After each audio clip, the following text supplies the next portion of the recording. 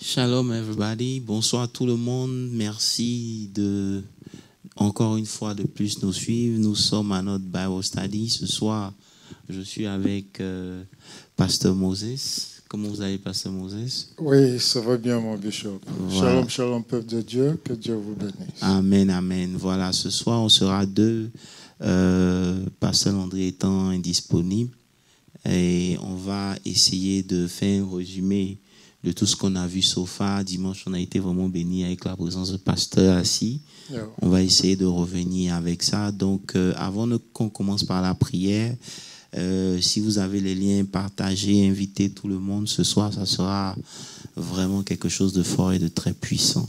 Amen. Voilà, donc partagez dans les liens différents groupes, la jeunesse, tous ces groupes-là.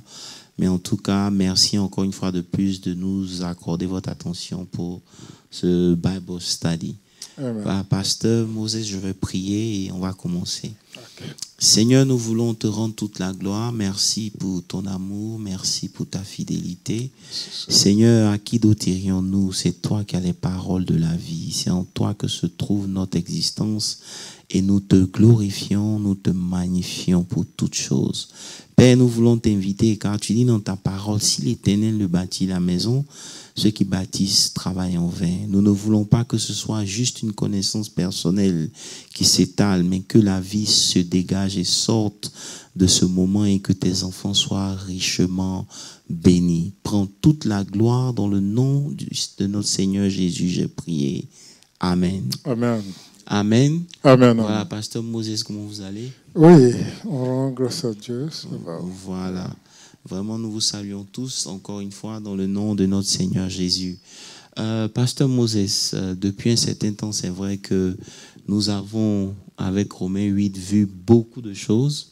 Ouais. On est toujours en haut dans Romains 8 et on se rend compte qu'à chaque fois qu'on avance, le Seigneur nous permet d'avoir certaines branches pour essayer de mieux comprendre Romains 8 et essayer de faire sortir toute la révélation qui sort du texte. Et en ce moment, on est dans le même Romains 8, on a ouvert la parenthèse de la vie éternelle. Tout à fait. Et dimanche, encore une fois de plus, Pasteur Assis nous a vraiment gratifié de sa présence et c'était un culte merveilleux. Amen. Nous allons essayer de revenir un peu sur ce que Pasteur Assis a dit. Ok.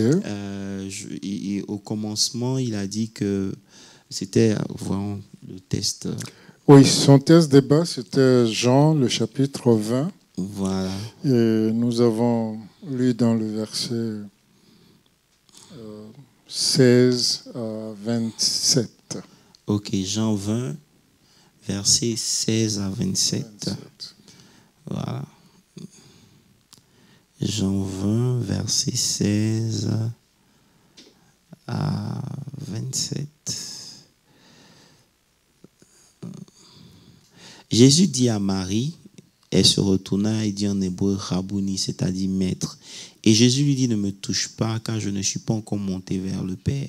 Mais va trouver mes frères et dis-leur que je monte vers mon Père, votre Père, vers mon Dieu et votre Dieu. Et Marie de Magdala alla annoncer aux disciples ce qu'elle avait vu le Seigneur et qu'il lui avait dit ces choses. Le soir de ce jour qui était le premier de la semaine, les portes du lieu où se trouvaient les disciples étaient enfermés à cause de la crainte qu'ils avaient des Juifs. Jésus vint, se présenta au milieu d'eux et leur dit, la paix soit avec vous. Quand il eut dit cela, il leur montrait ses mains et son côté. Les disciples furent dans la joie en voyant le Seigneur. Jésus dit à nouveau, la paix soit avec vous. Comme le Père m'a envoyé, moi aussi, je vous envoie. Après ces paroles, il souffla sur eux et leur dit, recevez l'Esprit. Ceux à qui vous pardonnerez les péchés, ils leur seront pardonnés. Ceux à qui vous retenez les péchés, ils leur seront retenus. Thomas, appelé Didyme, l'un des 12, n'étant pas avec eux lorsque Jésus vint, les apôtres lui disent, donc nous avons vu le Seigneur, mais il leur dit, si je ne vois pas de mes mains la marque des clous, si je ne mets pas mon doigt dans la marque des clous, et si je ne mets pas ma main dans son côté, je ne croirai point. 8 jours après, les disciples de Jésus étant de nouveau dans la maison, Et Thomas s'y trouvait, Jésus vint, les portes étant fermées, se présenta à eux, la paix soit avec vous. Et puis il dit à Thomas, avance ici ton doigt et regarde mes mains, avance aussi ta main et mets-la dans mon côté, et ne sois pas incrédule, mais crois. Thomas lui répondit, mon Seigneur, mon Dieu. Jésus lui dit, parce que tu as vu, tu as cru. Heureux ceux qui n'ont point vu et qui auront cru. Amen. Amen. Voilà, j'ai été vraiment particulièrement édifié quand le pasteur Assis a commencé par Genèse. Yeah. Ça veut dire que quand Dieu crée l'homme, il le forme de la poussière, Oui. et il souffle. Yeah. Il lui transmet le souffle. Et à partir de ce moment, la Bible dit que l'homme devient une âme vivante. Ça veut dire quoi? Ça veut dire que la vie de l'homme commence par le souffle de Dieu. Amen. Voilà, pasteur Moses, est-ce qu'on peut commencer avec ça déjà? Oui, il a planté le tableau, effectivement, en parlant de Genèse 2. Il a dit que Dieu n'a pas créé l'homme, puis après cherché là où le mettre. Donc Dieu a d'abord préparé le jardin. Et il a fait ressortir par là aussi le fait que Adam existait bien avant qu'il soit formé par la poussière ou par la boue, avant que Dieu ne l'introduise dans. Et plus tard, nous verrons que au lieu de voir le Adam, esprit qui était avec Dieu, Dieu ne voyant plus c'est Adam, mais maintenant il voyait le Adam charnel. Mais il faut ressortir quelque chose pour aider tous ceux qui ont suivi le message. C'est que lorsque Dieu crée Adam, il le crée d'abord en esprit. Maintenant, puisque le désir de Dieu, c'est que Adam et l'homme puissent vivre sur la terre, il est obligé de lui donner un corps. Tout à fait. Voilà, donc le corps lui permet de vivre sur la terre. Cette planète. Et parce que justement, et c'est ce qu'on avait vu quand on avait commencé avec la présence de Dieu, ça veut dire que Dieu crée l'homme, il lui donne un corps qui lui permet de pouvoir vivre sur la terre. Yeah. Maintenant, à cause de ce que l'homme est esprit, Dieu lui donne de vivre dans sa présence. Amen. Pour permettre à l'esprit de l'homme de pouvoir se développer comme il se doit, parce que l'esprit et la chair, c'est deux choses différentes. Tout à fait. L'esprit et la chair ne peuvent pas vivre dans le même milieu. C'est Même s'ils sont dans le même corps, l'esprit vit dans une certaine atmosphère. Donc, lorsque l'homme a péché, l'esprit a été chassé de, comment on appelle ça, de l'environnement dans lequel l'esprit devait évoluer. Yeah. Et maintenant, c'est la vie de la chair qui a pris le dessus. Et à partir de ce moment-là, on a vu que la vie de l'homme s'est dégradée. Ça veut dire, en quelque sorte, si vous nous suivez,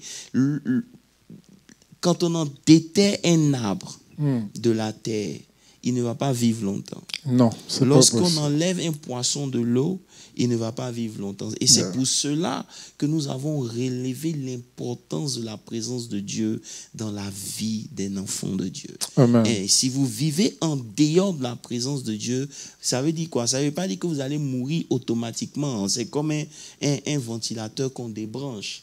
Arrivé, ça va tourner. Mais arrivé à un certain moment, ça va s'arrêter. Il va s'arrêter. Et c'est ce qui se passe lorsque l'homme quitte la présence de Dieu. Je ne sais pas si vous voulez ajouter quelque chose. Oui, effectivement. Le pasteur a essayé de nous faire comprendre aussi qu'au travers de la création de l'homme esprit, et qui ensuite est mis dans un corps, on dira la poussière, ce dont vous venez d'expliquer, c'est pour permettre à l'homme de vivre dans son environnement. Ça, c'est clair. Mais vu que l'homme a désobéi à Dieu,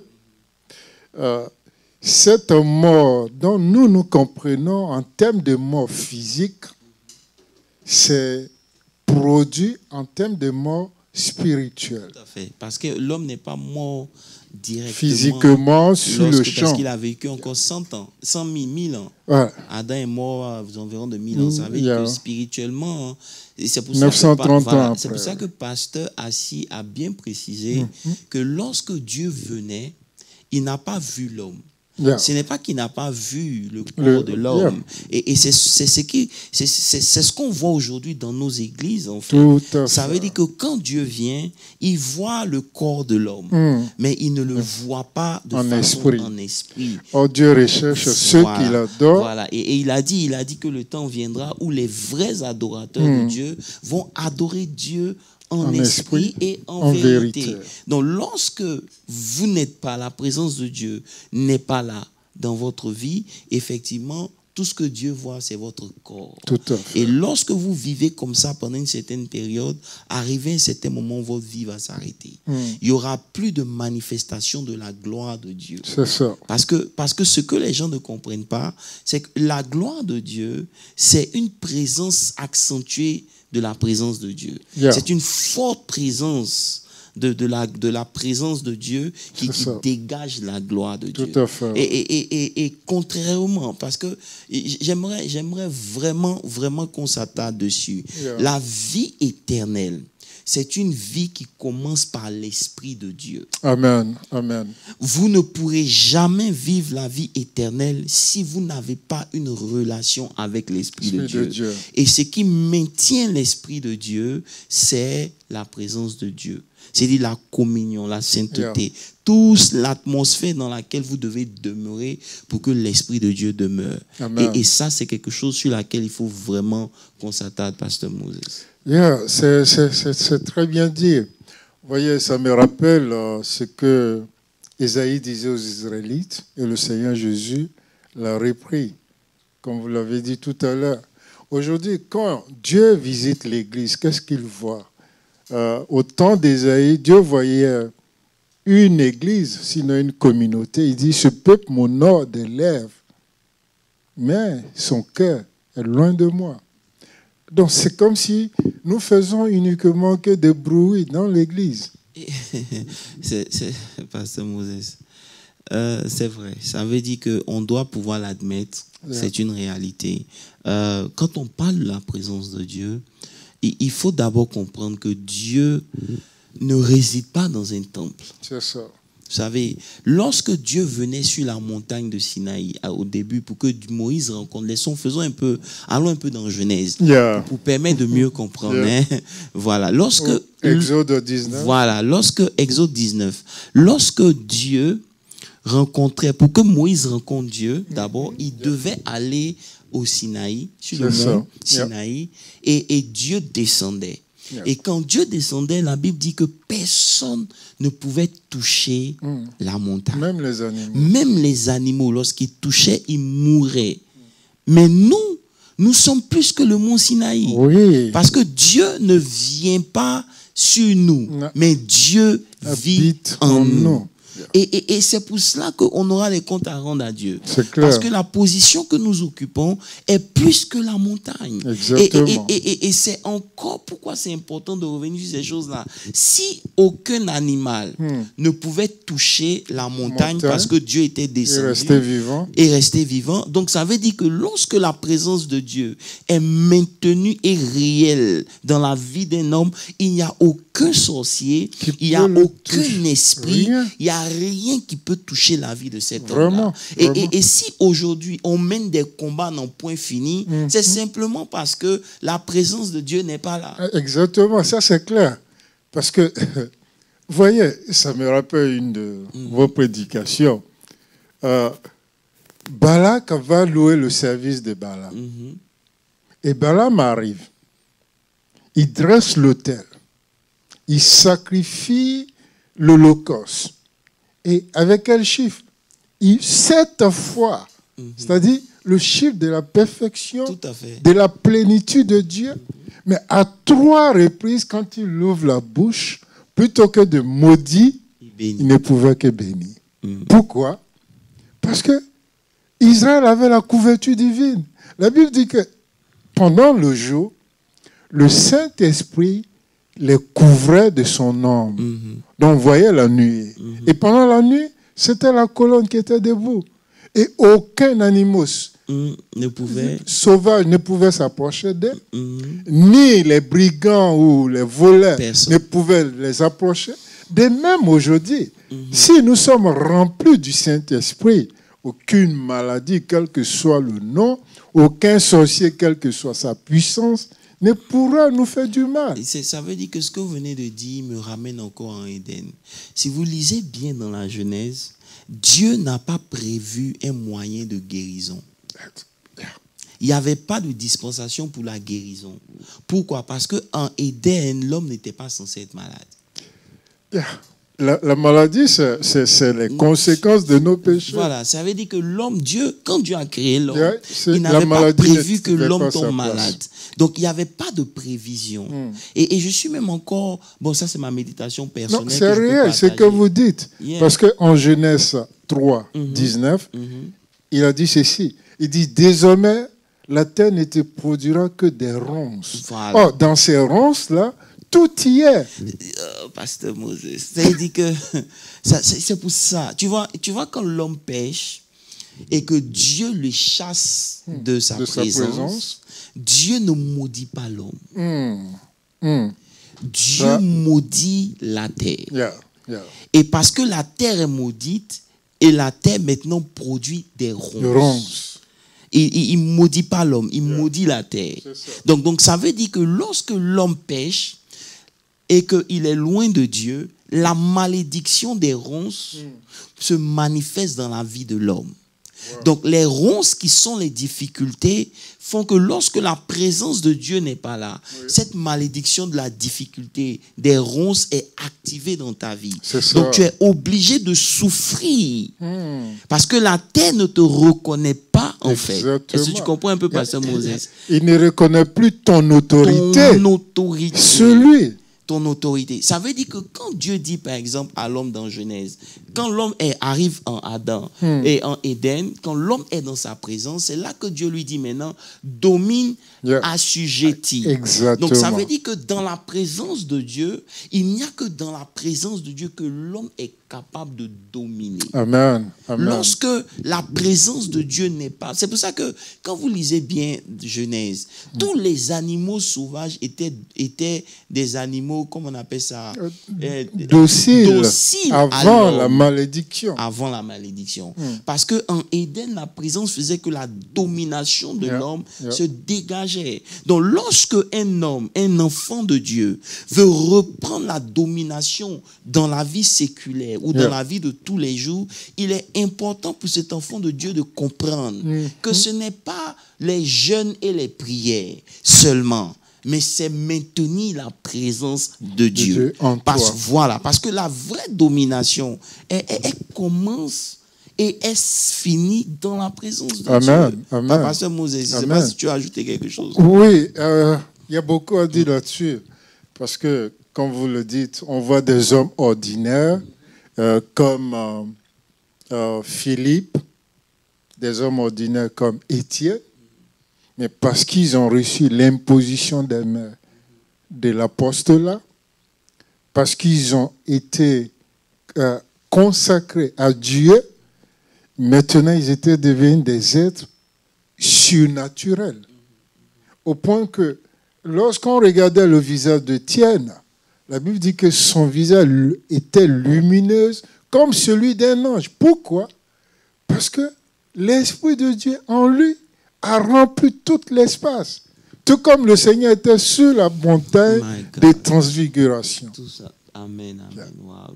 Donc, plus l'homme donne de l'espace au Saint-Esprit dans sa vie, dans son corps, dans son esprit pour dominer, siéger, plus ton environnement même te reconnaît et t'obéit. Wow. Je crois personnellement, Pasteur Moses, qu'on doit prendre le temps de, comment on appelle ça, de s'attarder sur la présence de Dieu. C'est important. Et il faut qu'on comprenne. Parce que c'est comme si on avait perdu un élément essentiel. Tout à fait. Aujourd'hui, on fait l'église. On est à l'église, on fait des cultes, on chante, on loue, mais il n'y a pas de présence. Pas de signes. Il n'y a rien. Il n'y a plus ces chants. Quand on chante, tout le monde il y a une tombait à conviction de genoux, péché. Il y a, pleurait. non, voilà, il n'y a plus cette conviction de péché même. Ça veut dire qu'on opère dans la grâce. On se dit qu'on est dans la grâce, c'est suffisant. Mais la réalité, c'est que vous pouvez vivre comme ça des années. Et je me rappelle bien, dimanche à Austin, quand je prêchais, j'ai parlé de Samson. Amen. J'ai parlé de Samson qui, la Bible dit, il ne savait pas Yeah. que Dieu s'était Retiré de lui. retiré de lui. Et beaucoup d'églises dans cet état. Non seulement beaucoup d'églises, mais beaucoup de chrétiens. Yeah. Mais ça demande la grâce de Dieu pour comprendre que tu es en train de mourir à petit feu. C'est ça. Parce que lorsque l'Esprit de Dieu ne te condamne plus, Oui. lorsque l'Esprit de Dieu, la conscience se tait, Terre. et que les choses se font de façon naturelle pour toi, c'est dangereux. C'est très, très dangereux. C'est dangereux. Mais j'aimerais m'attarder sur cet aspect de la gloire de Dieu et la présence de Dieu. Amen. Vous savez, la Bible dit que dans le livre de Psaume 8, Yeah. la Bible dit que qui est l'homme? Je crois que c'est au verset 6. Yeah. Tu l'as fait À de partir peu. du verset 5. Voilà. Mettons, comment on appelle ça? Psaume 8, Psaume 8. verset 6. Je veux juste ouvrir une petite parenthèse et on va continuer. Il dit, qui est l'homme? Qu'est-ce que l'homme? Pour que tu te souviennes de lui. Yeah. Et le Fils de l'homme pour que tu prennes garde à lui. Verset suivant.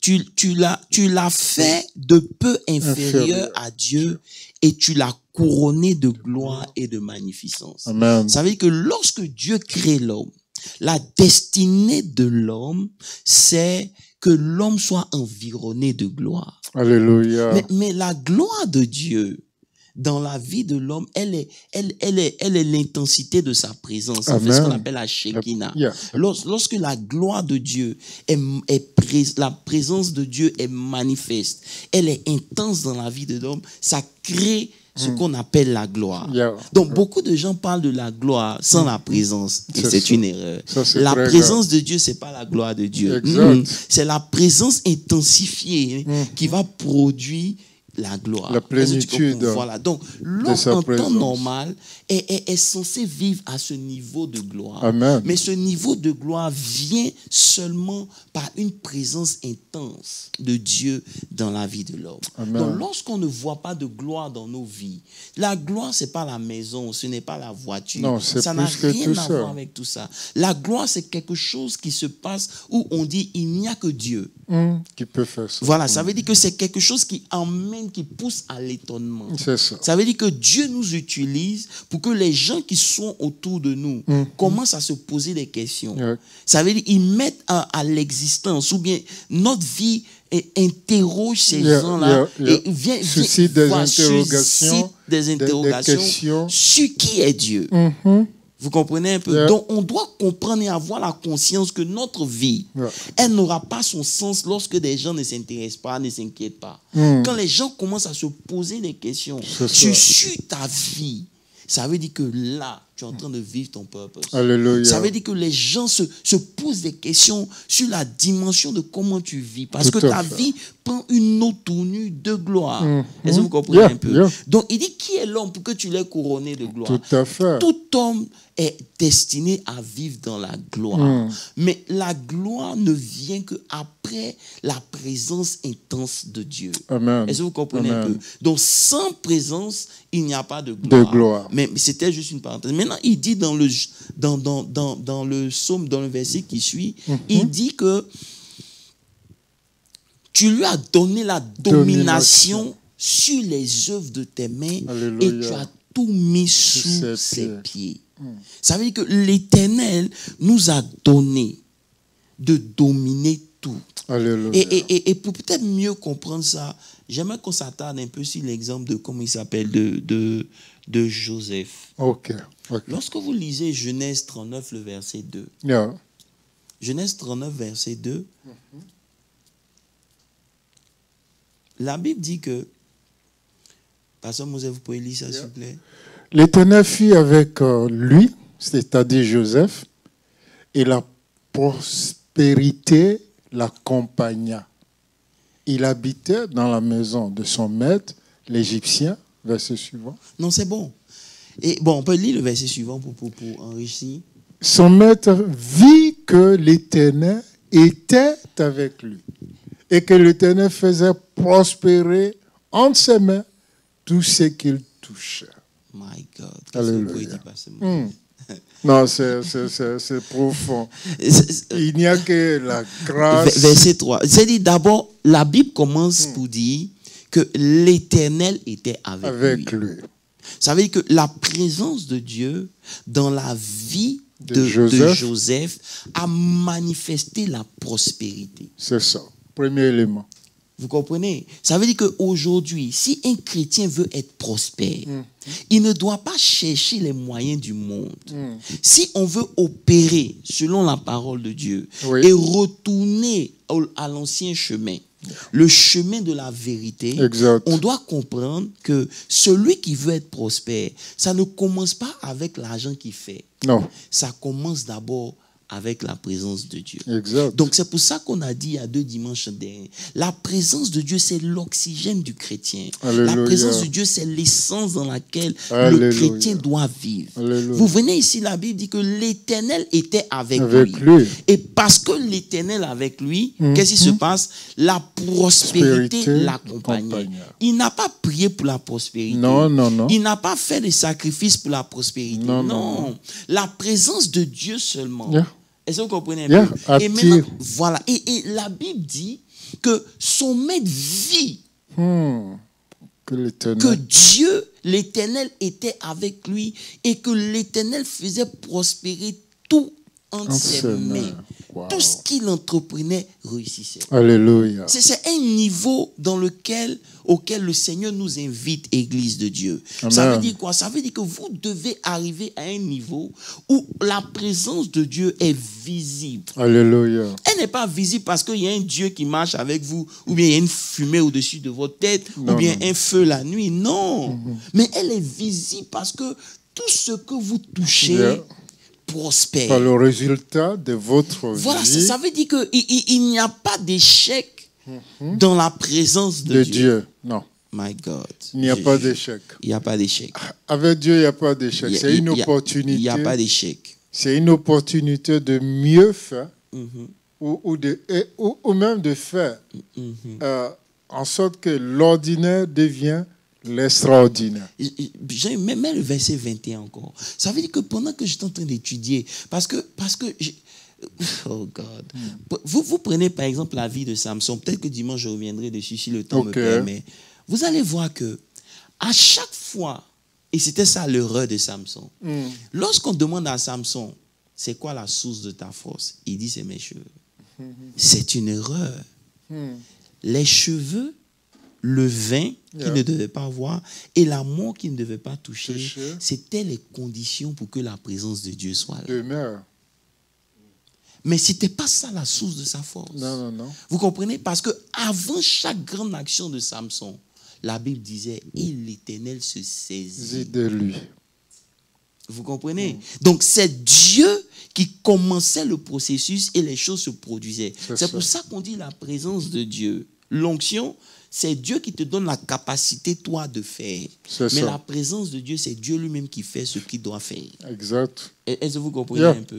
Voilà. Donc, devant chaque action de Samson, on dit l'Esprit de l'Éternel. L'Esprit de Dieu. Donc, l'Éternel lui-même commençait. Et c'est ça que Pasteur Assis a essayé de nous expliquer. Lorsque l'Esprit est devant, c'est pas à toi qu'on ouvre la porte. C'est pas tes efforts personnels. Non, c'est à l'Esprit qui est devant là qu'on ouvre la porte. C'est celui-là que la création reconnaît. Et c'est celui-là que la création obéit. Vous comprenez un peu? Et beaucoup de gens, le diable s'arrange aujourd'hui à ce que tu peux avoir l'onction, tu peux prier, tu peux avoir une vie chrétienne, une vie de bénédiction, mais Dieu n'est pas là. Dieu n'est pas là. Parce que les païens sont bénis. Exactement. Sans Dieu. Souvent même plus que les enfants. Donc l'argent que tu as n'est pas un signe que Dieu est avec toi. Non. Vous comprenez? La Bible dit au verset 21, encore par ce Moses, l'Éternel fit avec Joseph Moïse, et il étendit sur lui sa bonté. Ici, c'est sa grâce. Et il le mit en faveur. Non, je ne sais pas si tu vois la progression. Jean, mets le verset 2 d'abord. Mets le verset 2 d'abord.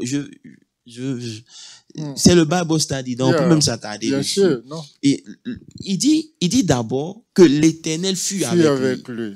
Et parce que l'Éternel fut avec lui, la première des choses qu'on voit, c'est la prospérité qui l'accompagne. Et puis le verset 3 nous dit que tout ce qu'il faisait réussissait. Est-ce que tu comprends un peu? L'Éternel faisait prospérer dans ses mains. Je prie que l'Éternel fasse prospérer au nom de Jésus. Dans tes mains tout au ce nom que tu de fais. Jésus. Au nom de Jésus. Que la grâce de Dieu, en tout cas si tu m'écoutes ce soir, se manifeste dans ta vie. C'est une chose de faire les choses par toi-même. C'est une chose d'avoir des stratégies de développement. Mais c'est une chose quand Dieu lui-même fait prospérer au les nom choses de dans tes Jésus. mains. Seigneur, je prie que tu fasses prospérer entre nos mains tout ce que nous entreprenons au nom de Jésus. Maintenant, lorsqu'il est arrivé à ce niveau, vous voyez que la présence de Dieu, elle est graduelle. Pasteur Moses, elle est graduelle parce qu'au début, Dieu avec lui, on voit la prospérité. Et maintenant, ce qui est avantageux et ce qui est encore amusant, c'est que Joseph change de place. C'est ça. Il n'est pas dans la maison. Il va dans une condition encore plus difficile qu'est la prison. Mais et c'est dans la prison qu'on se retrouve au verset 21. Jean-Yves, verset 21, où maintenant, on voit que l'Éternel fut encore avec lui. Il étendit sur lui sa bonté. Ça veut dire quoi? Ça veut dire que déjà, la prospérité l'accompagne. La présence qui perdue dans ta vie active la bonté et la grâce de Dieu. Alléluia. Et la faveur de Dieu aux yeux des hommes. Pasteur Moses. Si, c'est vrai.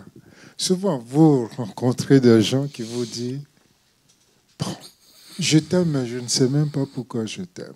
Tout à fait. Ou ils décident de vous faire du bien, mais il ne sait même pas pourquoi il le fait. Parce qu'il a rencontré plusieurs personnes avant toi, mais il décide, parce que c'est toi, de te faire du bien. C'est clair. Et tu vois, Pasteur Moses, c'est ici que je commence à comprendre un peu certains versets de la Bible. Quand la Bible dit que quand l'Éternel approuve les voies d'un homme, il dispose favorablement même ses ennemis. C'est des slogans que nous, on utilise. Mais on ne comprend pas que derrière ces versets, il y a un esprit. Il y a un esprit. C'est sa présence qui fait que c'est l'approbation de Dieu. Parce que la présence manifeste de Dieu dans la vie d'un homme est d'abord un signe d'approbation. Lorsque Dieu approuve un homme, il l'accompagne de sa présence. Alléluia. Lorsque Dieu n'approuve pas un homme, il ne l'accompagne pas de sa présence. Vous comprenez? Et beaucoup parmi nous, on n'est plus approuvés de Dieu. Et c'est pour cela que ce message-là est important, pour qu'on revienne à notre premier amour, pour qu'on revienne à ce qui est essentiel. Est-ce que vous comprenez un peu? C'est très important. Donc, même dans la prison, Dieu montre ici que peu importe là où la vous position serez, où tu es, peu importe l'endroit où vous vous trouvez, que ce soit aux États-Unis, en Afrique, peu importe le lieu, it doesn't matter to God. Lorsque Dieu est avec vous, il y a une réalité qui est manifeste. Alléluia. Vous comprenez un peu? Donc, non seulement Dieu, la prospérité l'accompagne par la présence de Dieu. Exactement. De deux, tout ce qui fait prospère. En plus de cela, il y a la bonté qui se manifeste et qui fait qu'il a faveur aux yeux des hommes. Vous comprenez? Maintenant, c'est le verset suivant et le verset 23 qui me fatigue. La Bible dit que le chef de la prison plaça sous sa surveillance tous les prisonniers. Ça veut dire que quand Dieu est là, il impose votre domination. Exact, c'est ce que je vois ici. Vous comprenez? Il impose votre domination à votre environnement, à tous ceux qui vous entourent. Vous savez, il y a des combats que vous ne menez pas. Plus. Ça me rappelle 15 jours avant, on parlait de David. Dans le psaume 27, je crois le verset 4 à 5, où il dit, Ce que je désire, c'est de demeurer dans ta dans présence. ta présence. Et là, il dit, l'Éternel me met au-dessus de mes ennemis. C'est ce qui arrive à Joseph ici. Voilà. Voilà. Ça veut dire que oh my God. C'est ce qui arrive à Joseph parce que Dieu, là, le place au-dessus même de tout ce qui était là avant lui. Tout ce qui Si était ce là. n'est pas Dieu, qui peut faire ça? Il y avait des gens dans la prison Yeah. qui travaillaient pour le roi. Il y a des ministres Ils du étaient roi. reconnus, mais ils n'étaient pas élevés au titre de chef des prisonniers. C'est ça. Jean-Yves, pardon, remets le Yeah. verset de Genèse. Genèse Voilà. Et au verset 21. 22, on était. Et la Bible dit que et rien s'y faisait que par lui. Ça veut dire que tu arrives dans une compagnie de façon pratique, ou peut-être même que tu n'as pas le degré, Tu n'as pas, tu n'as pas le diplôme. Voilà, le requis. diplôme, voilà, tu n'as pas la position, le statut. Mais il y a quelque chose En toi, qui fait que tout le monde se réfère à toi avant de prendre une décision. Pasteur Moses, c'est des clés qu'on a à nos yeux, mais qu'on ne considère pas, qu'on n'accorde pas une quelconque importance. qu'on a à nos dispositions, j'ai envie de dire. God.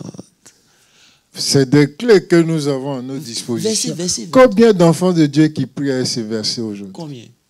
La Bible dit, le chef de la prison, il reconnaît que Joseph est prisonnier, mais ne prenait aucune connaissance de ce que Joseph avait en main encore. Parce que l'Éternel était avec lui et l'Éternel donnait la réussite à tout ce qu'il faisait. Alléluia. Alléluia. Pasteur Moses, Yeah. quand j'ai médité ça, j'ai commencé à dire au Seigneur, si je dois me sacrifier pour ta présence, je vais payer ce prix. Amen. Amen. Parce que il y a des combats que vous ne menez N'est plus plus lorsque Dieu est la là. présence de Dieu avec vous. C'est tout. Yeah. Et c'est pour cela qu'on sera obligé d'aller en profondeur Non, c'est important. de la présence de Dieu. C'est très important. Parce que j'ai compris que la présence de Dieu, c'est l'habitation de Dieu. Yeah. Et l'habitation de Dieu, c'est le cœur dans l'homme. Yeah. Ça veut dire que quand Dieu vient, il va checker ton Ton cœur. cœur. Yeah. Et ne nous trompons plus. Hein. Là où est ton trésor, C'est là aussi sera ton cœur. Ça veut dire quoi? Ce qui motive ton cœur, ce qui fait bouger ton cœur, c'est là qu'est ton trésor. Yeah. Ça veut dire que si c'est la présence de Dieu, tu vois, il y a des signes qui vont se dégager de toi. C'est ça. Mais si ce n'est pas la présence de Dieu, tu vois l'engouement, la joie que tu as à faire un certain nombre de choses. Est-ce que tu comprends un peu? C'est ça. Parce que je disais au Seigneur, Seigneur, je veux essayer de comprendre quel est l'amour que j'ai pour toi. Yeah. Est-ce dans mes sacrifices? Est-ce dans mes efforts? Est-ce dans non, l'abondance? parce que je veux être conscient de mon amour pour toi. Exact. Est-ce que tu comprends, Pasteur Moses? Yeah. Ça veut dire que ce n'est pas montrer aux gens. Je m'en fous de ce que les gens peuvent penser. Je n'ai pas à montrer aux gens que j'aime Dieu. C'est pas de ça qu'il s'agit, parce que beaucoup de gens font un certain nombre de choses, mais en réalité, Dieu connaît leur cœur. Amen. Et c'est là où tout se joue. C'est l'état C'est ce du qu'Ésaïe cœur. a dit et c'est ce que Jésus a répété.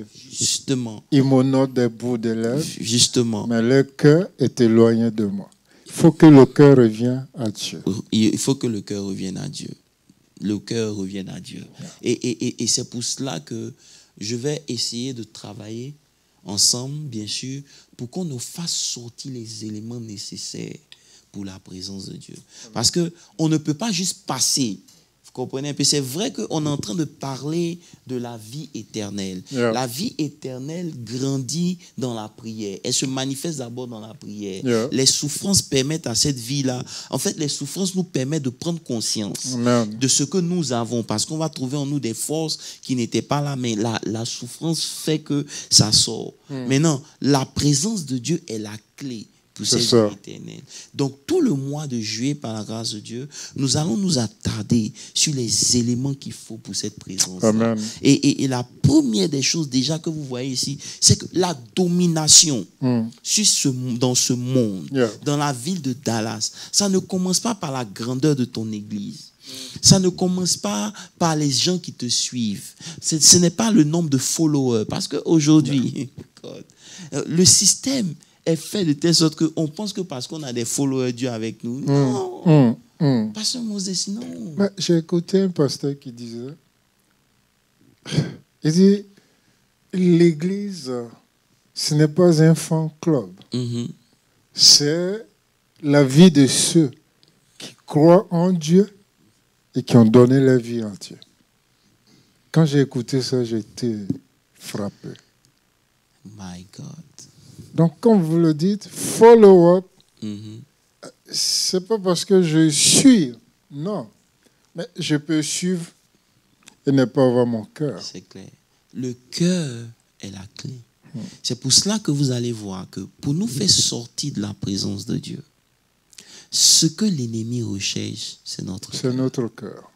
Vous savez, la Bible dit que l'amour de ce monde est inimitié contre Dieu. Ça veut dire que lorsqu'on aime le monde, ce qui se passe dans notre cœur concernant le monde combat directement l'amour de Dieu. C'est ça. Donc, tout ce que le diable fait, ce n'est pas t'empêcher d'avoir l'argent. Tu peux avoir l'argent, il s'en fout. Mais comme on l'a vu, on est créé pour cultiver la présence de Dieu. C'est dans la présence de Dieu que l'ennemi ne peut pas nous atteindre. Et plus on reste dans la présence de Dieu, plus il devient impuissant vis-à-vis de nous. Donc, qu'est-ce qu'il fait? Il s'attelle à ce que tu commences à aimer les choses qui vont te faire sortir de la présence de Dieu. À nous éloigner de Dieu. Parfaitement. Donc, si vous ignorez les desseins de l'ennemi, vous allez confondre la grâce. Parce que le fait que Dieu vous fasse grâce, c'est ce que j'expliquais dimanche. Samson a violé 2 des recommandations de Dieu. La première des recommandations, c'est qu'il ne devait pas boire l'alcool. Mais Samson menait une vie de fête. Donc, il buvait l'alcool. Est-ce que vous comprenez un peu? Il ne devait pas boire de whisky. Je ne sais pas pour toi c'est quoi, mais comme je disais dimanche, c'est pour ça que tu n'es pas nazaréen. Chacun son alcool. Est-ce que tu comprends un peu? Il ne devait pas boire whisky, Grey Goose, Johnny Walker, champagne, ni whatever. Peut-être que il faut qu'il cite pour toi pour que tu comprennes. Mais anyway, il ne devait pas boire. Il a bu tout ça parce que bien sûr. Et là, Dieu n'a rien fait. La grâce, Dieu intervenait toujours. Il ne comprenait pas que c'était la miséricorde. Exactement. Et c'est là que la Bible dit que la grâce est trompeuse. Exact. Parce que il viole le requirement 2. Il ne devait pas toucher un mort. Mais lorsqu'il a tué le lion et que le miel est sorti avec les abeilles, il allait reprendre ça. Donc, il avait violé 2. Il touche et il mange. Donc, il ne comprenait pas que c'est ce qu'on appelle la miséricorde. Il y a beaucoup de choses qu'on a faites qui, en temps normal, devaient bloquer la main de Dieu. Mais à cause de sa miséricorde, il a toujours intervenu. Mais ne confondons pas la miséricorde. N'abusons pas de cette miséricorde. Ce n'est pas... Jesus Christ. Pendant que je suis en train de parler, Pasteur Moses, ça crée en moi la crainte. Non, bien sûr. Vous savez, la présence de Dieu, c'est très vaste dans la Bible. Pourquoi Ichabod? Ichabod est venu à la suite des événements. D'abord, Élie, qui a refusé de réprimander ses fils. Ses enfants. Donc, comprenez bien, si vous êtes un de mes fils spirituels, il est temps qu'on vous réprimande, ok? Mais parce que la Bible dit, Dieu réprimande ceux qu'il aime. Tout à fait. Donc, si toi ne te corriges pas, c'est que tu es un enfant bâtard. C'est ce que dit la Bible. Ce n'est pas moi qui le dis. Non, c'est clair. C'est écrit dans Hébreu. Oui. Lisez bien votre Bible. C'est écrit dans Hébreu. Non, c'est clair, Pasteur Moses. C'est peut-être ça. Si Dieu ne te réprimande pas, si Dieu ne te corrige pas, tu n'es pas un enfant légitime. Tu n'es pas un enfant légitime. Il dit, les Saintes Écritures sont inspirées de Dieu. Là, nous sommes dans Timothée 3, 16. Pour corriger. Il commence pour corriger. Il corrige quoi? Donc, nous devons nous soumettre à la parole de Dieu. Tout à fait. Nous devons nous soumettre. Tout à fait. Élie a refusé de corriger. Ses enfants ont perduré dans cet état de péché. Et avec ça, ils prennent encore l'âge de Dieu. Mais quand je regarde ce que les enfants d'Élie ont fait, revenons même un peu à Élie. À Élie, on va s'attarder un peu dessus 2 minutes. Parce que Moses, la Bible dit que quand ils sont allés combattre et qu'ils ont perdu, 1 Samuel 3, 20 voilà, ou 4, voilà. Quand ils ont perdu, 4, 20. ils se sont dit c'est parce que l'âge n'est pas là. C'est ça. Vous comprenez? Donc quand ils sont allés prendre l'âge, le peuple, leurs ennemis même a tremblé. Oui. Vous comprenez? Ils ont poussé un L'ennemi cri. a poussé, ils ont commencé à trembler parce qu'ils se disent que si Dieu est avec eux, ils sont on est foutus. foutus. Mais la vérité, c'est que Dieu ils ne n'était savaient pas. pas que Dieu n'était pas avec eux. La présence S'il y de a Dieu. quelque chose qui me fait peur La au présence stade de où je Dieu. suis arrivé de ma vie, ce n'est pas de perdre l'argent. On peut toujours récupérer l'argent. S'il y a quelque chose qui me fait peur, Pasteur Moses, c'est de ne pas avoir Dieu avec moi.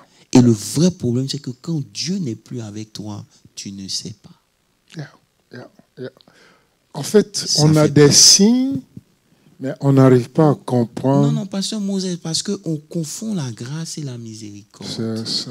Ça veut dire que la grâce dans la vie, c'est ce que Samson a dit. Cette fois-ci encore, je me dégagerai. Oui. Vous comprenez? Comme Et d'habitude. ça va encore à un autre level. Ça veut dire qu'ici, il se base sur ses victoires du passé Non. pour vivre sa vie présente. Vous vous basez sur les grâces que Dieu vous a faites dans le passé pour justifier votre vie présente. À chaque C'est jour, dangereux à alors chaque que chaque jour, jour suffit sa sa peine. peine.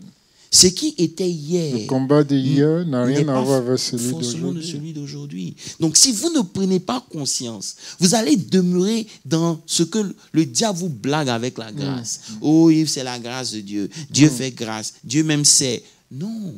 Arrivé à un certain moment, il y a une prise de conscience. Si vous voulez vivre ce qu'on a vu avec comment il s'appelle, avec Joseph, qui partout allait, peu importe l'endroit où il allait, il y avait une réalité spirituelle qui l'accompagnait. Pasteur Assil a dit, quand Dieu vient, qui voit en premier? Quand tu es quelque part, qu'est-ce qu'on voit? C'est le Chanel. C'est l'esprit c'est ou le la Adam. chair? Ou si c'est l'esprit. La Bible dit dans Galates, je crois, si nous sommes si nous sommes conduits par l'esprit, l'esprit, vivons aussi par l'esprit. Tu ne peux pas dire que tu es conduit et tu ne vis pas. Et c'est là l'erreur. C'est là le piège de la grâce. Je crois que peut-être qu'on doit parler du piège de la grâce. Il y a tous ces éléments. Là, on a beaucoup parlé de l'importance de la présence de Dieu. Il y a aussi les pièges qui nous éloignent de la présence de Dieu, comme on a cité celui de Samson. Et il y en a beaucoup d'autres. On le verra. On a vu pour les fils d'Élie, Élie lui-même. Et donc, ces éléments-là vont aider nos chrétiens à comprendre dans quelle position ils sont. Ça. Et bien aimé, en tout cas, que Dieu vous bénisse. Amen. Comme on a dit encore, nous sommes au Bible Study. C'est une étude approfondie de ce qu'on voit les dimanches.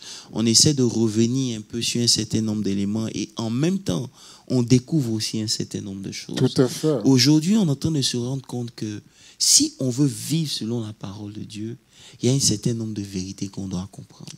La présence de Dieu est la chose la plus jalousée par Dieu. Pasteur Moses, c'était tellement important que lorsque Jésus était sur la croix et qu'il a pris sur lui le péché, automatiquement la présence s'est retirée. C'est pour ça qu'il a dit, mon Père, pourquoi m'as-tu abandonné?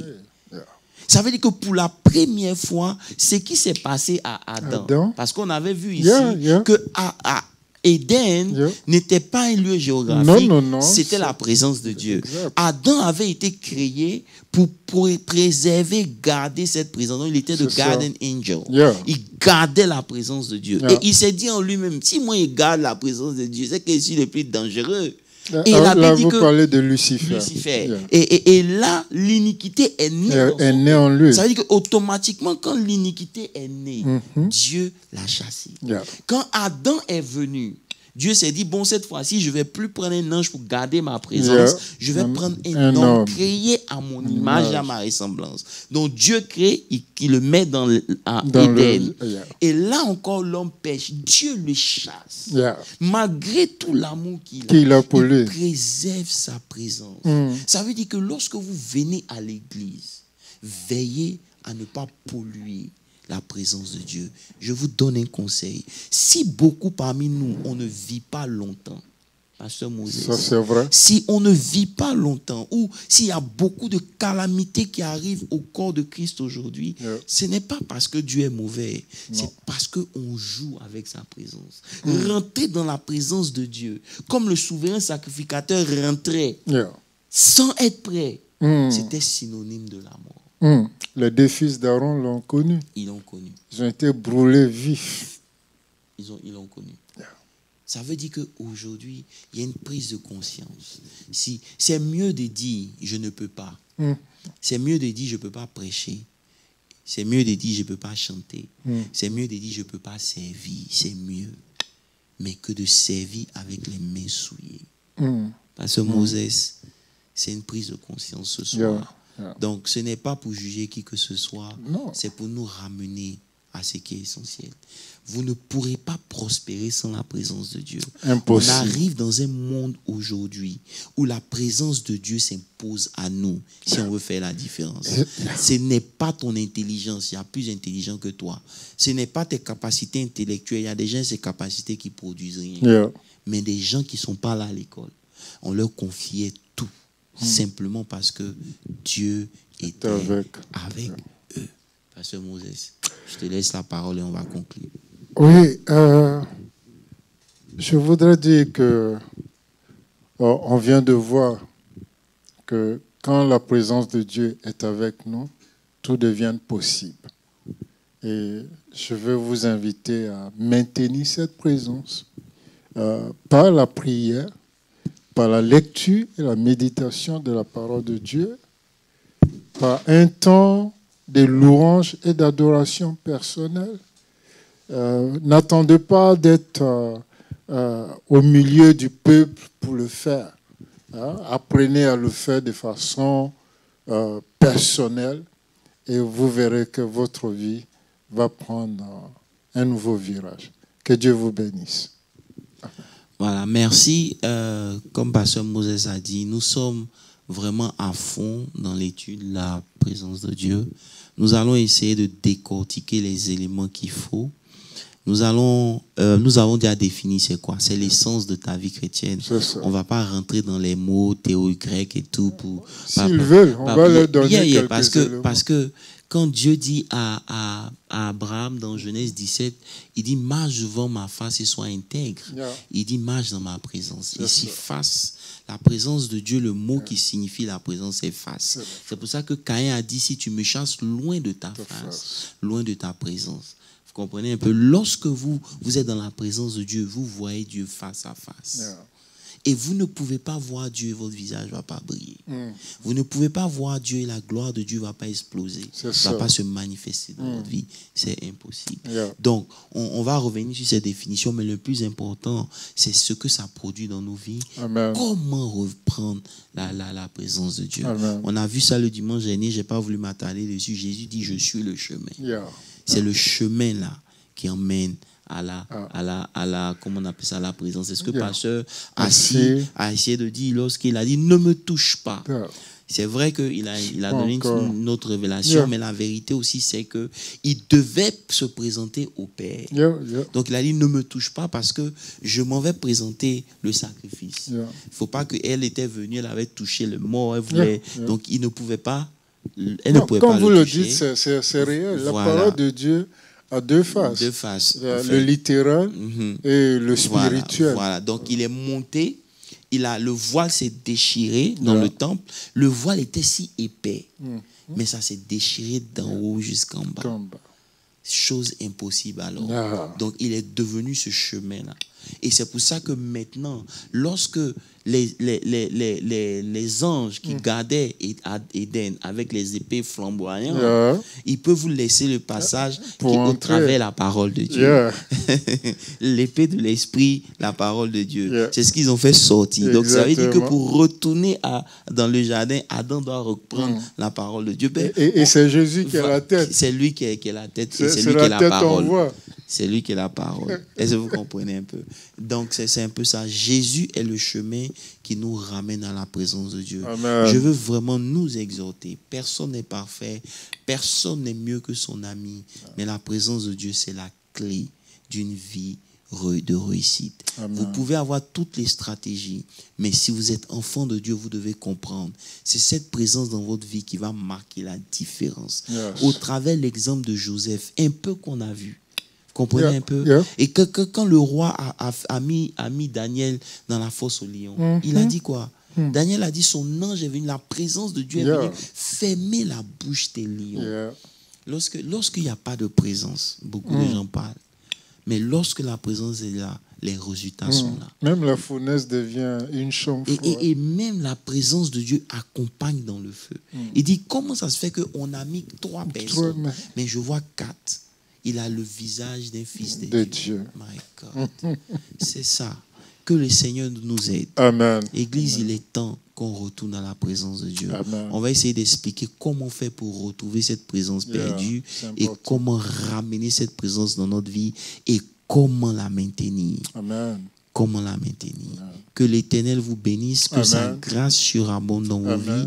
Seigneur, nous prions que tu pardonnes nos iniquités. Dans le nom de Jésus. Que tu pardonnes nos péchés. Que tu pardonnes tout ce qui vient souiller notre vie et qui donne à ta présence de se retirer au nom puissant de Jésus-Christ de Nazareth. Père, nous prions que tu donnes à tes enfants que nous sommes de revenir dans ta présence. Au nom de Jésus. Celle qui libère, celle, quand elle est là, on n'a même pas besoin de prier pour la guérison. Parce que la guérison fait partie de cette présence. Seigneur, quand Adam était en Éden, il n'y avait aucune provision pour de guérison parce qu'il ne devait pas tomber malade.